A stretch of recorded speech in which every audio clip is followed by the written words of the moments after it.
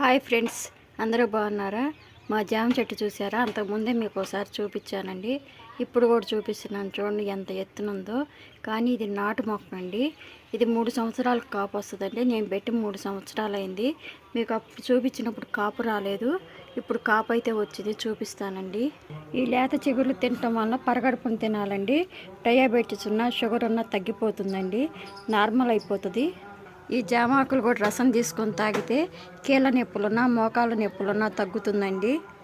చూడండి, కాయలు గుత్తులు గుత్తులుగా వస్తున్నాయండి.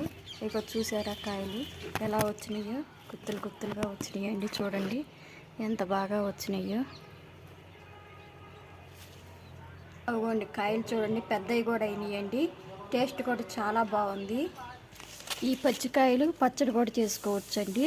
సన్న సన్న ముక్కలుగా కోసి దోసకాయలాగా పచ్చడి పెట్టుకోవచ్చండి.